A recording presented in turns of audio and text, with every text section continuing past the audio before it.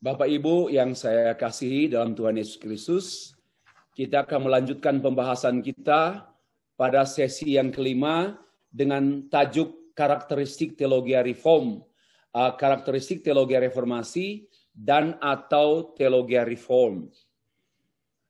Ini pembahasan sebagai kontinuitas dari pembahasan sesi keempat berjudul keistimewaan teologi reformasi dan atau teologi reform. Kita awali dengan membaca satu bagian teks Alkitab dalam 2 Timotius pasal 3 ayat yang ke-10. Demikian firman Tuhan. Tetapi engkau telah mengikuti ajaranku, cara hidupku, pendirianku, imanku, kesabaranku, kasihku, ketekunanku.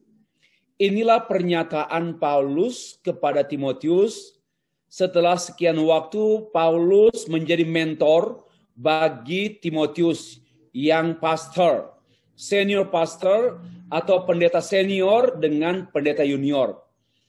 Dan ternyata pendampingan atau pendampingan seorang pendeta senior kepada seorang pendeta junior dalam rangka mementori young generation bukan hanya berkenaan dengan mengajar mereka mengenai teknik-teknik pelayanan, juga bukan hanya mengajarkan mengenai ajaran-ajaran, tetapi yang kita perhatikan dari teks ini yakni mentoring secara total. Ini yang saya kemukakan pada kalimat berikut, total theology and life, bahwa pemimpin-pemimpin gereja atau senior, para pelayan-pelayan gereja yang senior, hendaknya melihat model Paulus dalam penyiapan, dalam pemobilisasian young generation, termasuk young pastor, untuk meneruskan menerima tongkat estafet pelayanan pekerjaan Tuhan.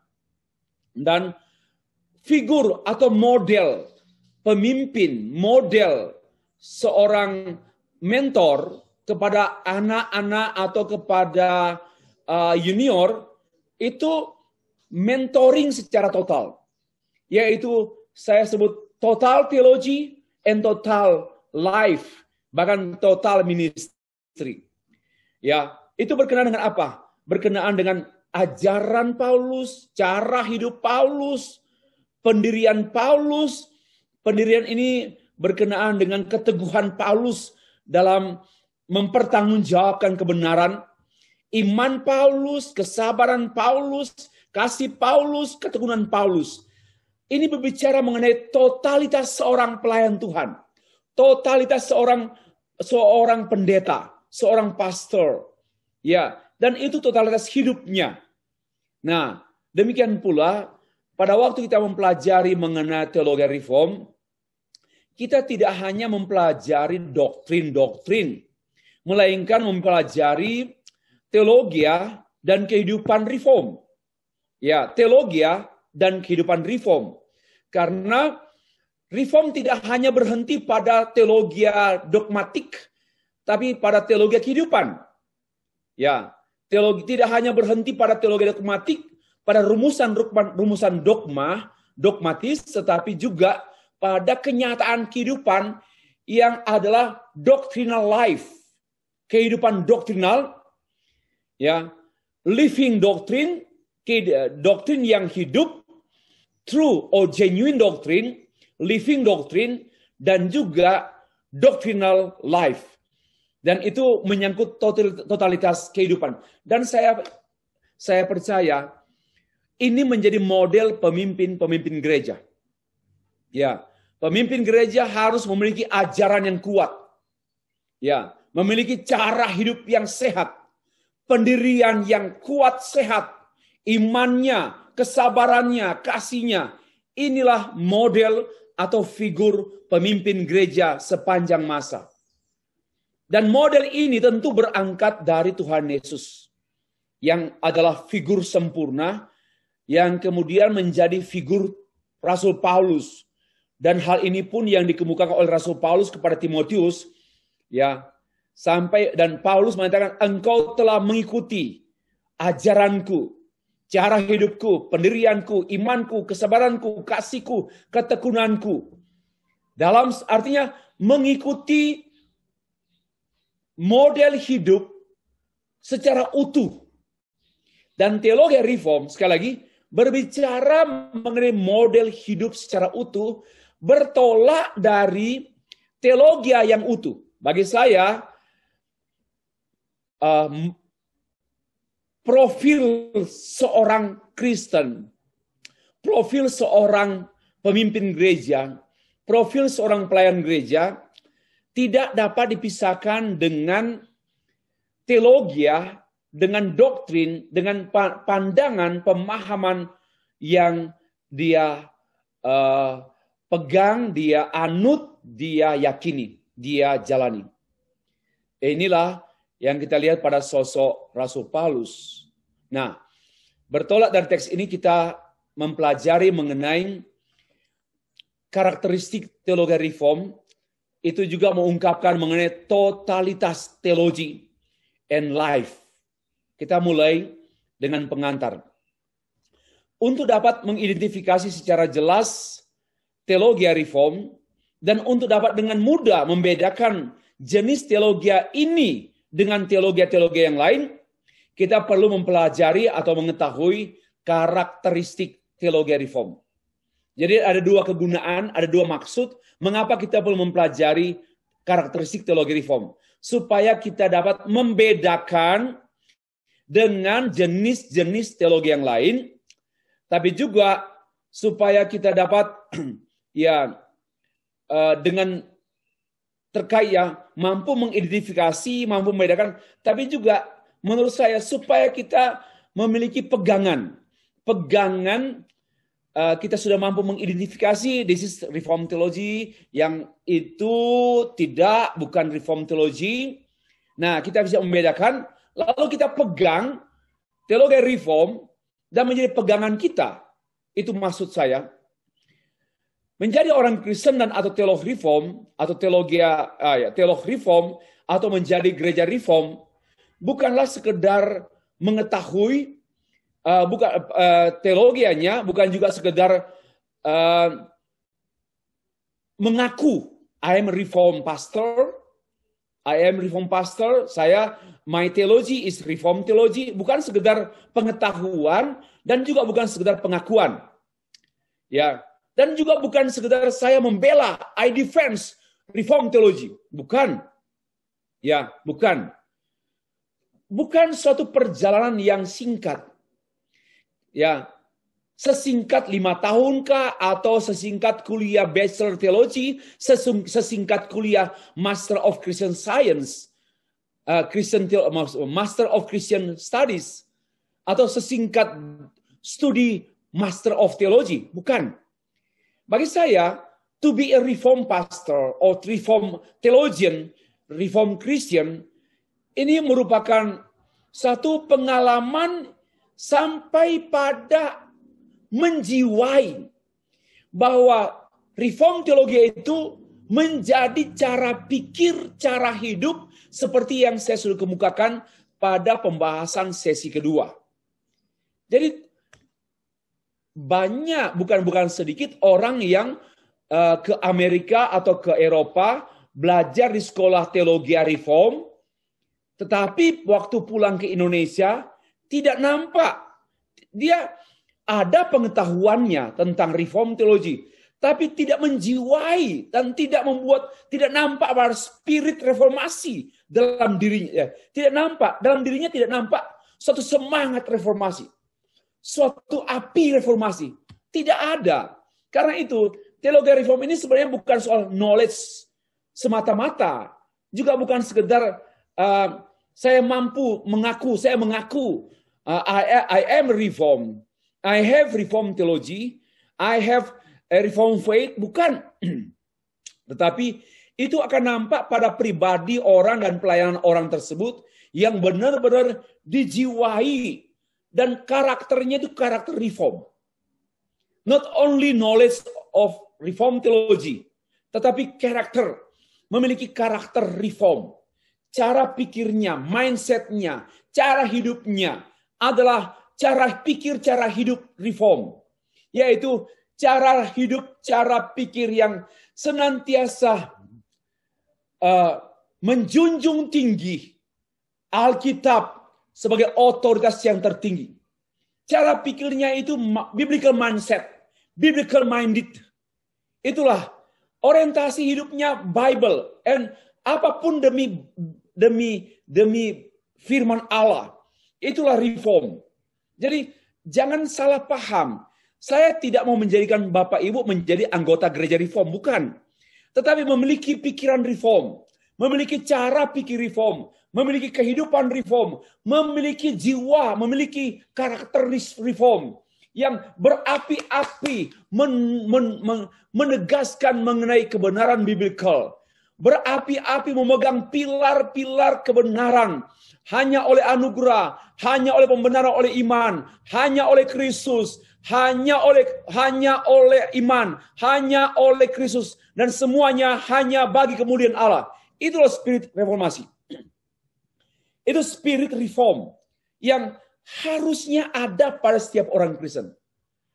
Ya, dalam pengertian ini, saya mengatakan bahwa kalau kita bukan reform, kita bukan Kristen. Jangan salah paham. Kalau kita tidak dalam spirit, satu, anugerah Allah semata-mata. Ya, sola gratia. Kitab suci saja. Ya, iman saja, pembenaran oleh iman saja. Ini spiritnya, ya. Lalu Kristus saja, hanya jasa Kristus saja, tidak ada jasa yang lain. Dan Christ is one and only, the Lord and the Savior. Ini reform. Dan segala sesuatu dari Dia, oleh Dia, bagi Dia, kemuliaan sampai selama-lamanya. Semua ini from the Bible yang ditegaskan oleh para reformator, ya karena sempat disembunyikan atau dikuburkan oleh para pemimpin gereja abad pertengahan, Paus dan anak buahnya. Ini problem. Ya, tetapi dipulihkan oleh Tuhan melalui para reformator. Sehingga saya mengatakan bahwa dalam pengertian tadi, ya jangan lihat umum. Dalam pengertian tadi yang namanya reformation, orang Kristen yang bukan reform, ya bukan Kristen. Dalam pengertian tadi ya, menegaskan anugerah mutlak Allah, menegaskan pembenaran oleh iman saja, menegaskan Kristus saja, Alkitab saja, dan kemuliaan bagi Allah saja. Ini Christian. This is the real Christian. This is the true Christian. And this is yang diperjuangkan oleh reformator dan yang ditegaskan oleh para teolog reform. So, karena itu seorang yang bukan reform, mindsetnya, karakteristiknya, walaupun dia memang metodis, apa, walaupun dia BEM, walaupun dia adalah Pentakosta, Pantekosta, tapi cara pikirnya adalah cara pikir yang dijiwai oleh jiwa reformasi dan pikiran reform. Boleh paham ya? Jangan salah, saya tidak mengajak Bapak Ibu untuk menjadi anggota gereja reformasi, anggota gereja reform, presbyterian, bukan, baptis reform, bukan. Tetapi memiliki jiwa, karakter yang dipulihkan oleh para reformator yang kemudian kita bahas berikut ini. Oke? Satu, karakteristik teologi reformasi dan atau teologi reform. Satu, teologi reform berkarakteristikan teologi tradisional. Nah, ini perlu klarifikasi. Istilah tradisional ini tidaklah dipahami secara luas. Karena banyak orang mengerti istilah tradisional ketinggalan zaman. Oh, teologi reform itu teologi ketinggalan zaman ya, karena tradisional. Bukan itu. Tradisional teologi ini mengungkapkan mengenai standar. Istilah tradisional teologi adalah standar teologi. Ya, dari mana? Dari perjanjian baru, dari bapak-bapak gereja, dan dari para penulis kitab-kitab suci, dari para rasul. Itu yang dimengerti dengan tradisional teologi.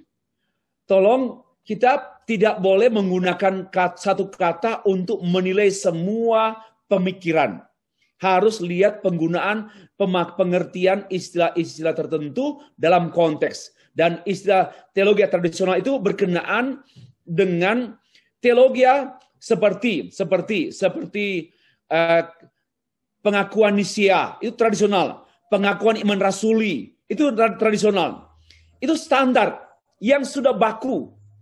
Ya, itu semuanya teologi reform. Teologi reform bertolak dari sana dan berkarakteristikan teologi tradisional. Saya harap jangan salah paham dengan istilah tradisional kalau memahami istilah tradisional secara umum. Teologi para reformator adalah teologi yang berasal dari teologi tradisional, teologi gereja perjanjian baru yang diteruskan oleh bapak-bapak gereja termasuk oleh Agustinus. Ya. Karena itu menjadi seorang gereja menjadikan gereja dengan model perjanjian baru, itulah perjuangan para reformator.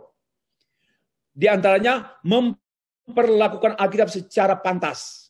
Itulah spirit daripada yang namanya teologi tradisional. Menafsirkan, mengalami, dan memberitakannya, serta berjuang, memperjuangkan, dan itulah perjuangan para reformator. Yaitu semua merujuk pada model teologi biblikal yang kemudian yang dapat dimengerti melalui rumusan-rumusan tradisional seperti pengakuan iman rasuli, pengakuan Athanasius, dan juga pengakuan iman Nisea. Itu 3 jenis pengakuan yang sangat menggambarkan, mengungkapkan yang namanya tradisional teologi. Martin Luther menyusun katekismus besarnya sesuai dengan struktur pengakuan iman rasuli. Ya, nanti saya akan mengirimkan lewat WhatsApp ke grup mengenai katekismus besar Martin Luther yang telah kita baca tadi, khususnya kata pengantar. Saya hanya memberitahukan bahwa Martin Luther orang yang agak sarkastis sampai dia menyatakan orang yang tidak peduli katekismus itu pemalas, ya seperti anjing dan babi. Itu maka saya akan kirim. Nah, kalau Bapak mau mendapatkan, saya akan kirim semuanya. Dan susunan daripada katekismus besar Martin Luther itu disusun sistematikanya according to pengakuan iman rasuli. Ya. Apa artinya? Sesuai dengan teologi tradisional. Demikian pula dengan John Calvin. John Calvin menulis karya besarnya yang dikenal dengan Institutes of Christian Religion sesuai dengan pengakuan iman rasuli yang adalah kanon Kristen, tolok ukur Kristen. Jadi pengakuan iman rasuli itu sudah standar yang sempurna menurut saya. Sudah teruji dari abad ke abad, tidak perlu diubah, tidak perlu lagi ditambah kurangi. Ada pengakuan iman, mulai dari aku percaya pada Allah Bapa yang Maha Esa sampai pada akhirnya kebangkitan tubuh, kebangkitan daging, dan hidup yang kekal. Itu satu rangkuman dan sistematika dari Alkitab. Alkitab yang tebal dirangkum menjadi 12 pernyataan. Ya, menjadi pernyataan singkat. Nah, ini pula yang sebenarnya kalau memang BEM mengakui ya Borneo Evangelical Mission atau SIB, Sidang Injil Borneo, mengakui pengakuan iman rasuli sebagai pengakuan gereja, hendaknya dideklarasikan setiap minggu. Karena itu rangkuman orang Kristen mengingat Alkitab dari pengakuan iman rasuli. Nah, kalau belum punya, kenapa tidak menggunakan yang sudah standar? Yang adalah asal-usul semua gereja Protestan. yang adalah asal-usul BEM.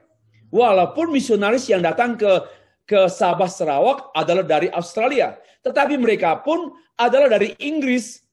Inggris apakah dia Anglikan dulu atau ke apa? Semua dari Eropa yang namanya Protestan dari sumber dari nenek moyang yang sama. Kenapa tidak pakai itu? Kecuali ada yang lebih sempurna. Kalau BEM bisa merumuskan satu pengakuan yang lebih sempurna, silakan. Atau yang lebih sesuai dengan konteks gereja kita masih yang boleh. Saya pikir ini bisa diganti. Tetapi menggantinya bukan hal yang gampang. Jangan sampai menggantinya dan merusak. Ya, kalau saya lebih tepat menggunakan pengakuan iman rasuli. Oke, baik. Yang kedua, teologi reform berkarakterkan teologi ortodoks konfesional, bukan konfesional. Dari kata konfesi, pengakuan ortodoks itu. Teologi John Calvin dan juga Hendrik Bullinger, Peter Martyr Verbuckli dibangun di atas dasar atau pijakan-pijakan ortodoks, pengakuan iman ortodoks yang diakui sebagai pengakuan iman yang standar. Ya, ortodoks itu standar. Yang namanya ortodoks itu adalah kebenaran standar yang sudah baku dan diakui secara am oleh gereja. Pengakuan iman ortodoks adalah pegangan teologia sebagai tanggapan terhadap tekanan Konsili Trente Gereja Roma Katolik. Maka pertama kali disusunlah sebentuk-bentuk pengakuan, konfesi iman, faith confession, atau confession of faith. Ya, di antaranya dalam pertemuan atau konsili Augsburg, di mana dipimpin oleh dan digagas dan dikomandoi oleh Melanchthon atau Philip Melanchthon, lalu menghasilkan satu rumusan yang bertolak dari Nisia. Jadi dari rumusan Nisia, Philip Melanchthon merumuskan bersama rekan-rekan menghasilkan konfesi pengakuan iman Augsburg. Ya, untuk apa? Karena menjawab tekanan pertanyaan dari Gereja Roma Katolik hasil Konsili Trente gereja. Nah, demikian juga dalam reform. Pengakuan iman reform seperti Helvetic Confession, Swiss, the first and the second Helvetic Confession, Geneva Confession, Katekismus Heidelberg, ya, itu juga lalu Reform Confession, Westminster Confession. Mengapa reform itu kadang-kadang disebut tradisi reform? Ya, karena memang reform sangat kuat dengan tradisi yang sehat. Tradisi yang memagari gereja reform dari penyimpangan-penyimpangan. Dipagari dengan banyak katekismus besar, katekismus kecil, ya, Westminster, Chicago inerrancy juga ada, lalu juga ada Belgium, ada Canon of Dort, ada pengakuan Prancis, ada Geneva. Wah, banyak sekali konfesi. Dan inilah yang menjadi sebenarnya tugas gereja kita, tugas kita sekarang, generasi sekarang khususnya dengan BEM, harus membuat confession. Pengakuan iman gereja BEM. Minimal paling tidak buat dulu 100 pages lah, 100 halaman. Pengakuan iman ini bukan satu pernyataan, satu lembar, satu halaman, bukan. Ini harusnya minimal 100 halaman dulu. Baru para teolog selanjutnya memperkaya sehingga pada 1 abad kemudian BEM mempunyai buku pengakuan iman BEM, ya, setebal 500 halaman. Dan ini menjadi pegangan gereja BEM pada generasi-generasi yang akan datang. Bukan hanya BEM, gereja manapun. Ya, seperti reform. Reform sudah diperkaya dengan tradisi-tradisi teologi yang sehat dan kuat, teruji sepanjang zaman. Ya, pengakuan reform disusun berdasarkan kerangka teologi gereja Perjanjian Baru sebagai pegangan dan sebagai petunjuk gereja. Menarik. Sebagai pegangan dan sebagai petunjuk. Nah, kalau nanti gereja kita tidak mempunyai pegangan, inilah kesalahan besar generasi kini untuk generasi yang akan datang. Jangan salahkan kalau nanti 20 tahun yang akan datang, 50 tahun yang akan datang, atau 1 abad yang akan datang, boleh jadi gereja BEM akan berubah. Mengapa berubah? Karena tidak memiliki buku pegangan, yaitu pengakuan iman gereja. Nah, kalau belum, mari belajar dan bisa meminjam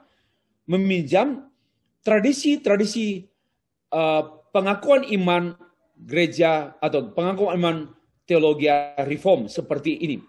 Bisa menjadi rujukan untuk nanti merumuskan pegangan teologi gereja. Sekaligus petunjuk. Ya, petunjuk misalnya mengenai petunjuk teologi berkenaan dengan pernikahan, petunjuk teologi berkenaan dengan baptisan, petunjuk teologi berkenaan dengan kematian, semua petunjuk gereja berkenaan dengan keterlibatan orang Kristen menjadi alat negara, katakanlah yang mengeksekusi hukuman mati. Apa petunjuk gereja? Apa petunjuk firman Tuhan? Apa petunjuk gereja? Misalnya keterlibatan warga gereja dalam dunia politik. Apa petunjuk gereja? Nah, inilah sebenarnya penting sekali. Bagaimana mungkin kita bisa menghakimi jemaat kalau gereja tidak punya petunjuk? Maka sangat penting pengakuan iman gereja. Itu sebagai pegangan supaya kita tidak gampang diombang-ambingkan oleh angin-angin pengajaran. Ya, jangan marah-marah jemaat kalau mereka mudah terbawa arus. Ya, jangan marah. Kenapa? Kalau kita tidak ada petunjuk. Kalau kita tidak punya pegangan, maksud saya. Kalau gereja mempunyai pegangan, kita patut marah seperti Martin Luther. Ya, Martin Luther memberikan pegangan dari katekismus besar Martin Luther. Siapa yang tidak mempelajari katekismus, seperti anjing dan babi, dia wajib marah karena ada petunjuk. Tetapi kalau kita mau marah-marah jemaat tapi namun tidak ada buku petunjuk, saya pikir salah sekali kita. Ya, saya minta jemaat balik marahlah. Oke ya. Nah, ini yang kedua. Jadi penting sekali yang namanya pengakuan ortodoks standar dan ini semua tidak berubah-ubah. Pengakuan iman reform itu sudah tradisi yang kuat yang tidak, walaupun tentu saya pribadi tetap mengkajinya menurut Alkitab. Tetapi sudah diuji dari abad ke abad sampai awal abad 21 ini. Semua pengakuan iman ini belum ada yang dinilai tidak sesuai dengan Alkitab. Karena yang memeriksa pengakuan iman teologi atau pengakuan iman atau pegangan teologi hanya Alkitab. Tetapi oleh gereja tersebut. Lanjut. Ketiga, covenant adalah karakter yang kuat dalam teologi reform. Covenant. Jadi pada waktu bicara covenant, ingat pasti reform. Orang yang meletakkan pemikirannya senantiasa pada kata covenant, perjanjian Allah.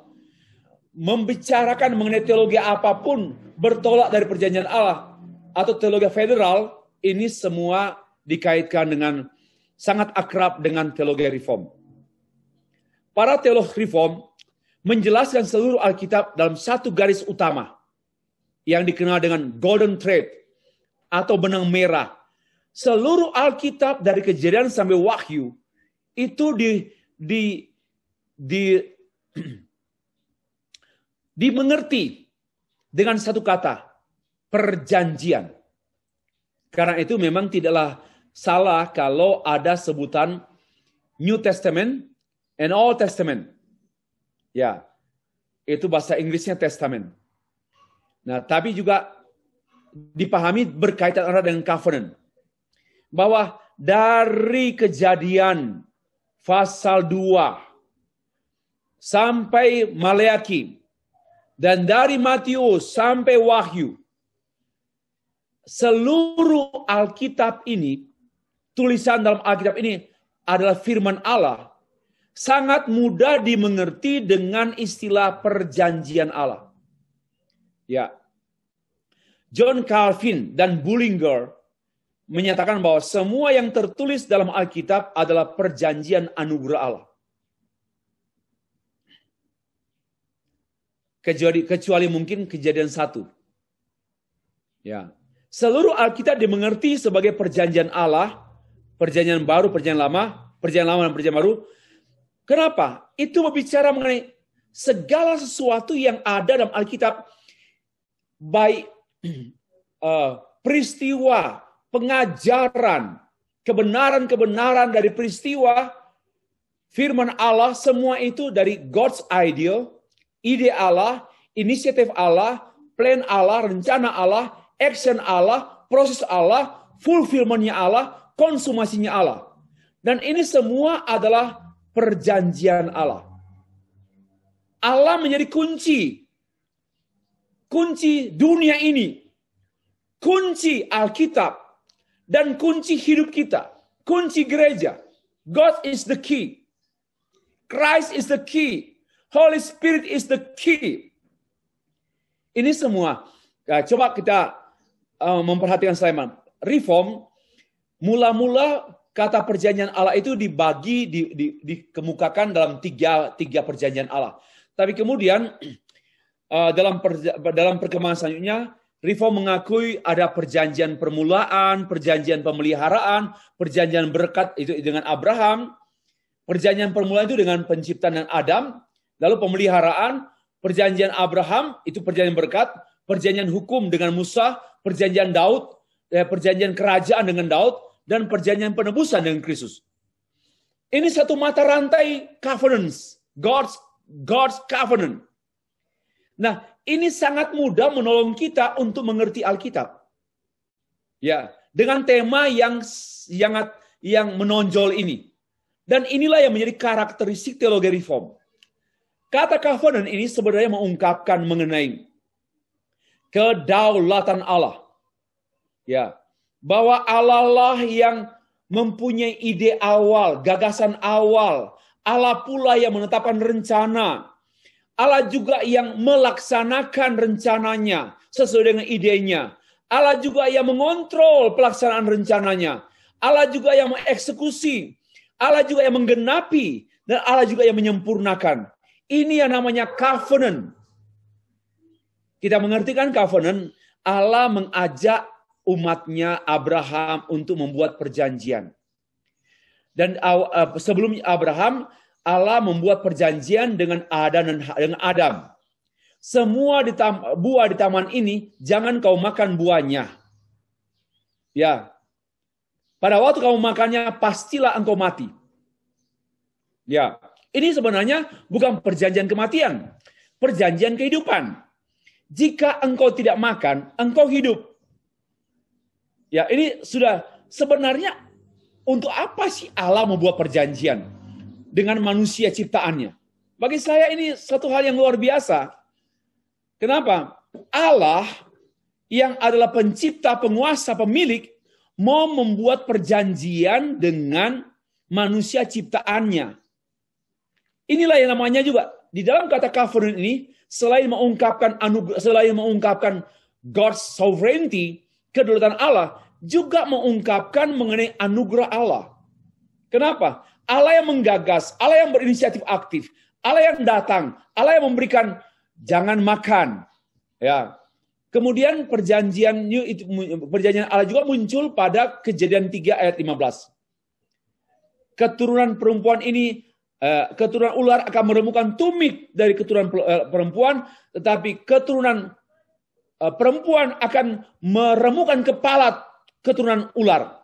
Ini sudah berbicara mengenai tipologi kurban Kristus di kayu salib. Nah, semua ini berbicara mengenai covenant, perjanjian. Lalu yang ini ada perjanjian Abraham, ya, beranak cucu dan anak cucu keturunanmu akan seperti pasir laut, ya, dan seterusnya. Juga perjanjian dengan Musa, ya, hukum dengan Daud bahwa dia akan memerintah selama-lamanya. Ini sebenarnya perjanjian. Sampai perjanjian penebus, datangnya seorang Mesias, seorang penebus. Nah, ini semua perjanjian. Ini sangat kuat dalam teologi reform. Ya, sangat kuat.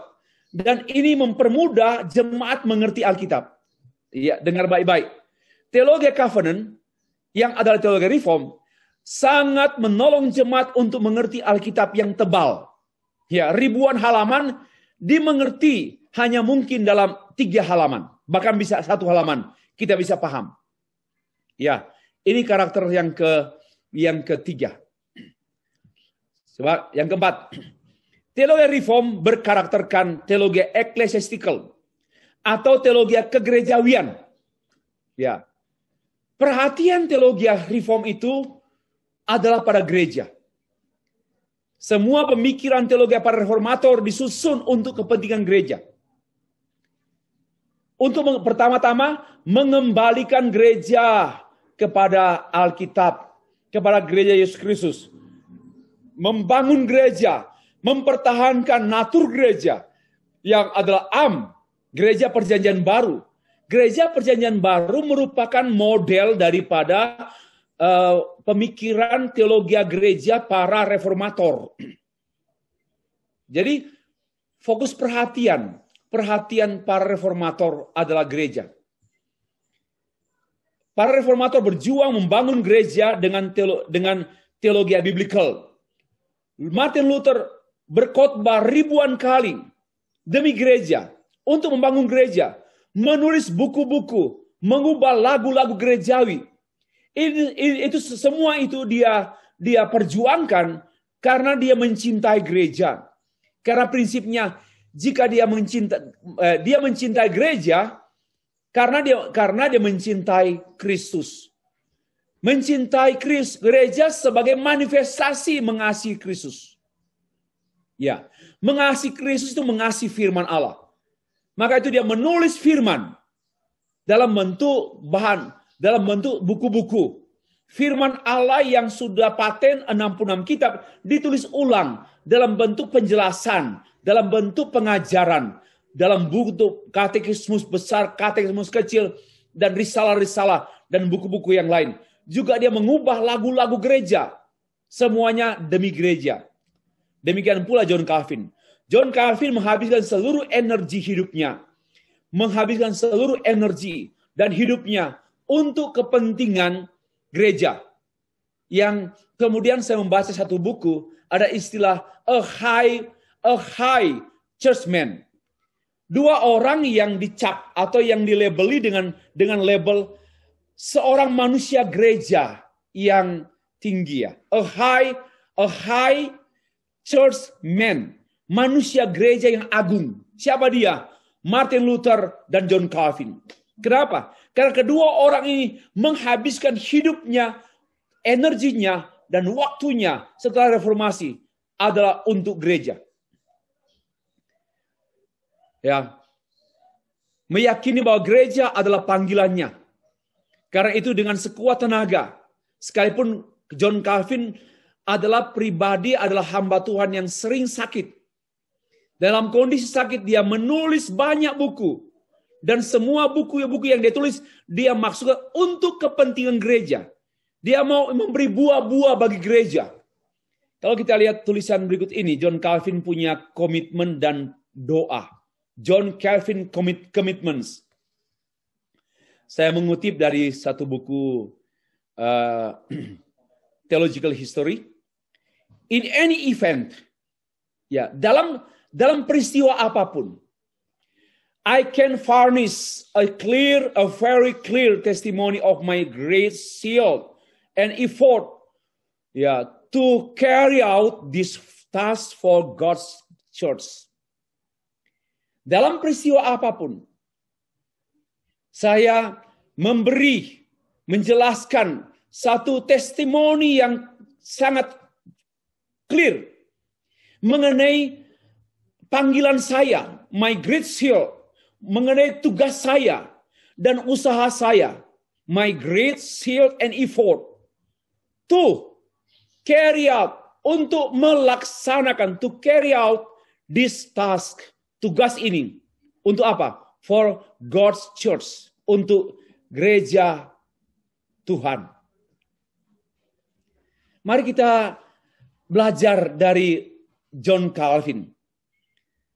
Saya mengerti, apalagi pastor-pastor yang sudah cukup lama dalam tugas pengembalaan. Sometimes mungkin sudah boring, atau sudah jenuh, sudah kehabisan energi, tinggal melaksanakan rutinitas tiap hari Minggu, hari Rabu, kunjungan, khotbah, perjamuan, baptisan, menjadi hal yang rutin. Tapi mari kita bersama-sama diingatkan oleh John Calvin, oleh Tuhan, di mana melalui hidup John Calvin, dia berkata, dalam peristiwa apapun, in any event, ya, saya memberikan satu testimoni yang sangat jelas. Berkenaan dengan apa? Dengan panggilan saya, tugas saya, dan usaha saya. Yaitu semuanya tugas saya adalah demi gereja Tuhan. Demi gereja Tuhan. Maka itu pertanyaan Pak Cornelius pada sesi keberapa? 2 hari yang lalu. Mengenai bagaimana gereja-gereja di Malaysia, khususnya di kampung-kampung, karena banyak anak muda sudah pindah ke kota demi studi dan kerja mereka, maka banyak gereja di desa-desa itu tinggal desa-desanya dihuni oleh orang-orang yang sudah lanjut usia. Gereja pun seperti itu gambarannya. Lalu tidak mampu membiayai pastor-pastor yang datang membiayai hidup mereka. Tapi bagi saya, dengan spiritnya John Calvin ini, mari kita menghabiskan hidup kita demi gereja.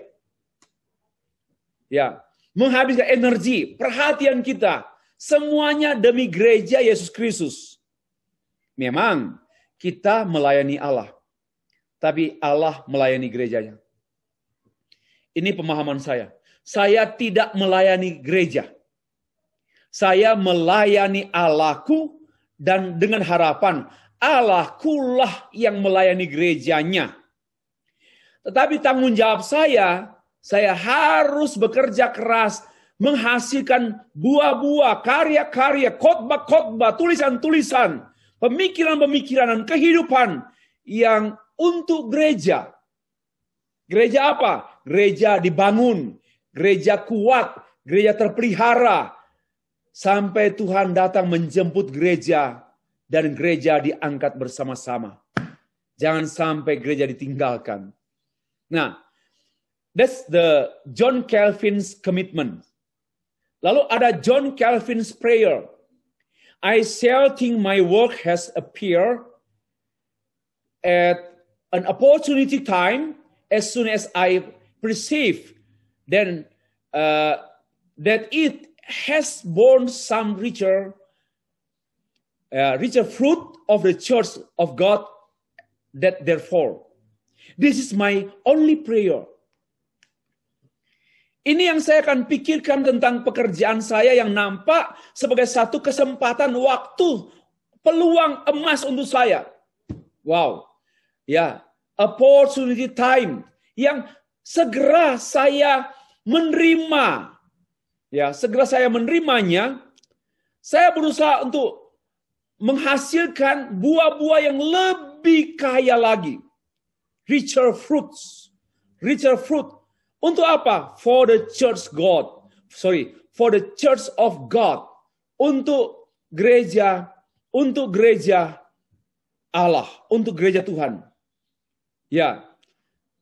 Saya berpikir mengenai karya saya, pekerjaan saya, tugas saya yang telah nyata, telah nampak. Satu kesempatan waktu yang spesial sesegera saya menerima satu pengokohan sejak saya menerima tugas itu. Untuk apa? Saya menghasilkan buah-buah yang lebih kaya lagi. Untuk apa? Untuk gereja. Jangan puas kalau sudah pernah menjadi President of Synod. Ya, ini ancaman besar bagi kita yang sudah dianggap berprestasi dalam organisasi. Tetap harus berpikir richer fruit. Berpikir lebih kaya lagi. Menghasilkan buah yang lebih kaya lagi. Lebih lagi. Untuk apa? Untuk gereja Yesus Kristus. Inilah doa John Calvin. Dan juga inilah pernyataan komitmen John Calvin. Yang kelima, teologi reform berkarakterkan biblical. Ini sudah tidak asing bagi kita, karena sudah sejak sesi pertama saya sudah menekankan berkali-kali. Semua pendapat orang yang menyatakan bahwa reform sangat filosofis, ya, ini keliru. Hanya dugaan tanpa dasar dan tanpa belajar. Kalau mau berkomentar tentang reform, minimal dia harus membaca 50.000 halaman buku John Calvin dan para pengikut-pengikutnya. Barulah bisa berkomentar. Baru dengar-dengar apa pendapat John Calvin sudah menghakimi. Dan itu satu perilaku yang sangat-sangat tidak terpuji dan memalukan. Karena much talk, less learn. Bicara banyak, belajar kurang. Ya, bicara banyak, belajar kurang. Itu satu hal yang keliru. Nah, Luther, John Calvin berjuang mengembalikan gereja kepada Alkitab. Therefore, mereka berjuang menggali kebenaran Alkitab, menulis banyak buku dari Alkitab, menulis komentar-komentar atau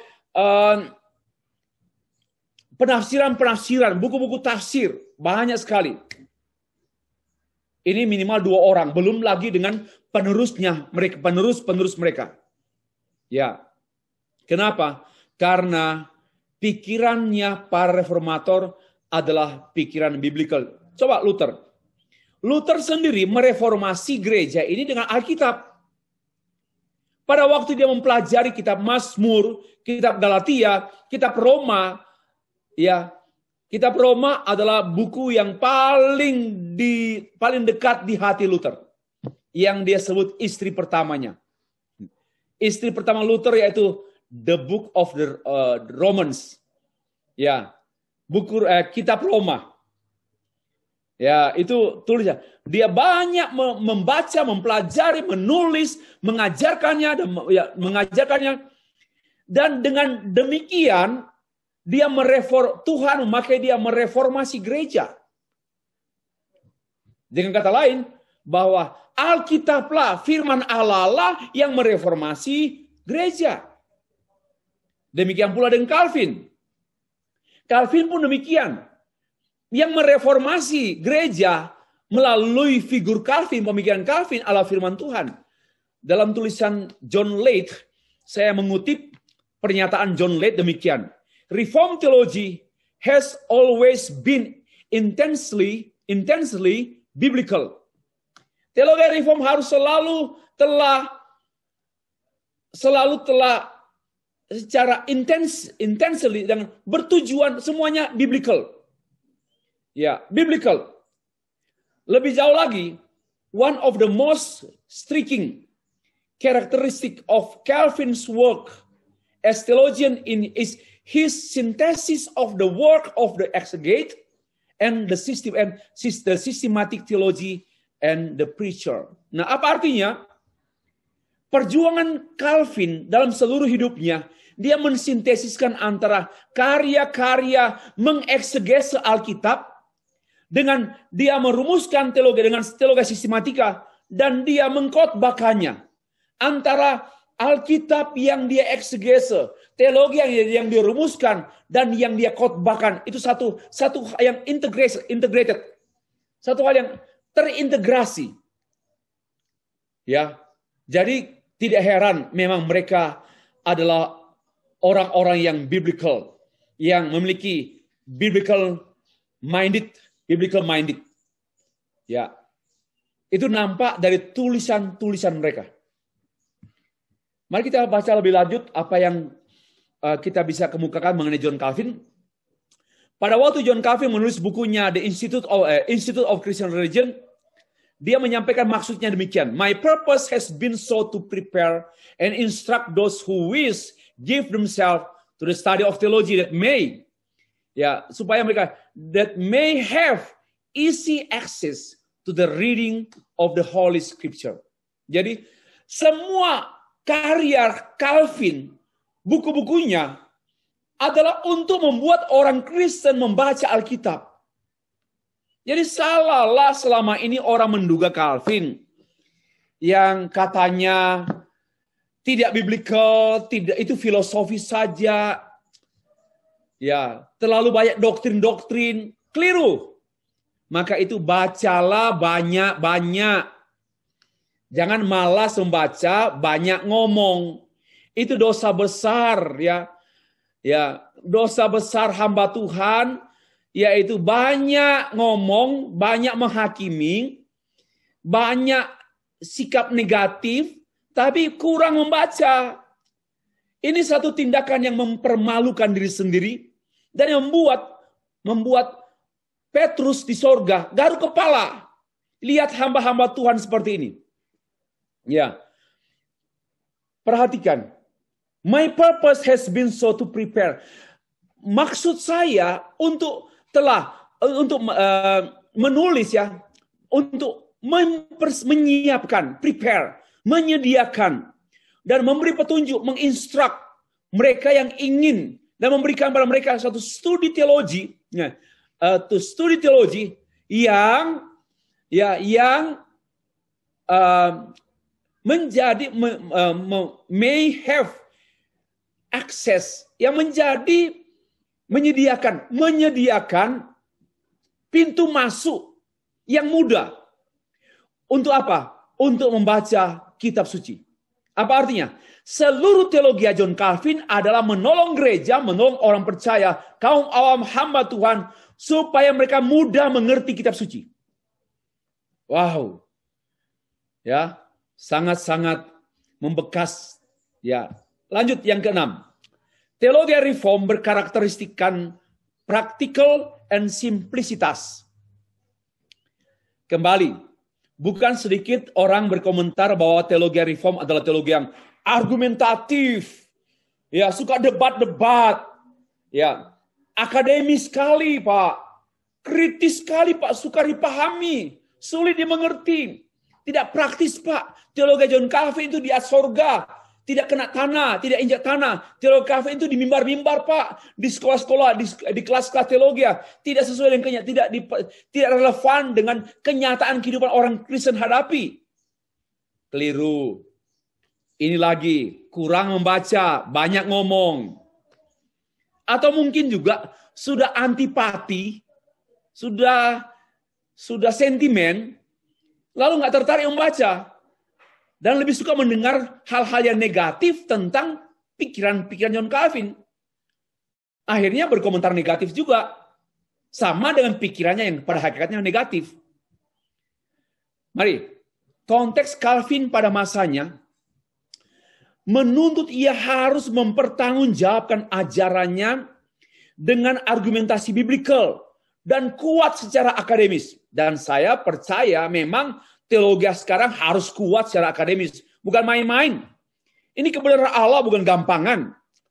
Sudah cukup lama sejak yang saya tahu, ya, tahun 80-an, bahkan tahun 80-an, 90-an. Teolog dipandang rendah oleh ilmuwan-ilmuwan lain. Pendeta-pendeta direndahkan karena dianggap bodoh. Karena dianggap mempelajari ilmu agama yang tidak perlu pakai otak, hanya pakai hati. Ya, nggak perlu pakai pikiran yang cerdas. Yang penting doa, baca Alkitab, usir setan. Jadi merendahkan sekali. Teologi itu direndahkan ya oleh orang-orang yang memang tidak mengerti substansi, tidak mengerti esensi teologi, tidak mengerti arti teologi. Saya mengatakan demikian, orang-orang yang merendahkan teologi benar-benar pertama kalau mereka sudah ditegur dan dikatakan bahwa tidaklah teologi itu orang yang memiliki IQ 120 not enough, tidak cukup untuk mengerti Alkitab. Kenapa? Karena memerlukan iluminasi Roh Kudus. Tanpa Roh Kudus, saya yakin, saya mempelajari matematika, tidak perlu Roh Kudus pun tidak apa-apa. Ya kan? Saya mempelajari biologi, mempelajari fisika, kimia, sosiologi, antropologi. Tidak perlu Roh Kudus pun tidak apa-apa. Tetapi mempelajari Alkitab tanpa Roh Kudus impossible. Hei orang pandai yang buta. Jangan merasa engkau PhD sosiologi, PhD bidang ilmu matematika, lalu menganggap teologi itu ilmu-ilmu dasar, ilmu-ilmu yang dangkal. Memang salah gereja selama ini. Kenapa? Karena memang ya khususnya para teolog, para pendeta, khotbahnya itu tidak nampak keakademisan, apalagi nggak persiapan. Sehingga para master, doktor, anggota jemaat lihat ini apa ini ngomongnya kok dangkal banget, rendah sekali. Pertama itu kesalahan hamba Tuhan yang merusak gereja dan membuat penilaian orang-orang tentang teologi itu direndahkan karena kesalahan hamba Tuhan sendiri. Kenapa? Persiapannya setengah-setengah, bahasanya juga tidak jelas, logika menyusun sistematika juga tidak karuan, tidak rusak. Sehingga pandangan orang tentang teologi atau tentang teolog wajar seperti itu. Padahal sebenarnya dalam buku saya mengatakan bahwa dan dalam pengajaran saya 2 bulan yang lalu, saya dalam mata kuliah teori berpikir logis-teologis, bagi saya tidak ada pemikiran yang seberat berpikir teologis dengan sejumlah 5 argumentasi saya. Kalau mau tahu, lihat YouTube. Ya, tulis saja Stefri Lumintang, logika berpikir atau teori logis teologis. Akan temu jawaban di sana. Kenapa? Karena teologi itu adalah cara pikir Allah. Cara pikir Allah, lalu kita menerjemahkannya dengan pendekatan hermeneutika secara bertanggung jawab menjadi rumusan teologi yang dapat dipahami, dialami, dijelaskan secara logis. Dan mohon maaf, semua logika apapun itu sumbernya Allah. Jangan salah. Entah logika orang Hindu, semua logika manusia, entah dia beragama Hindu, Buddha, Islam, Kristen, semua logikanya dari Allah. Tidak ada logika dari setan. Tidak ada logika dari anjing. Yang namanya cara berpikir logis itu dari Allah. Ya, hanya karena dosa, maka logikanya ini ya menjadi tumpul dan menjadi unable. Tapi logika yang ditebus itu menjadi alat yang olehnya Roh Kudus memberi pencerahan. Maka saya mengatakan, walaupun engkau PhD dalam bidang biologi, sains, kimia, ya tidaklah secara serta-merta mengatakan bahwa teologi gampang dipelajari. Saya kan sudah PhD. Sorry. Kenapa? Worldview-nya berbeda. Ya, bukan kacamata berbeda. Ya, worldview-nya sudah berbeda. Karena itu, ya anggapan-anggapan orang tentang teologi itu dangkal, rendah, itu untuk orang-orang yang tamat sekolah di high school, di SMA itu nilainya 666, cocoklah masuk pendeta. Karena memang tidak perlu orang pinter sekolah teologi. Tidak heran, banyak gereja-gereja dipimpin oleh orang-orang yang nilainya 666, antikristus. 6, ya, bahasa Malaysianya angka nilainya 6. Bahasa Indonesia nilainya 6. Sosiologi 6. Matematika 6. Bahasa Inggris 6. Cocok masuk sekolah teologi kan? Maka tidak heran gereja-gereja dipimpin oleh 66.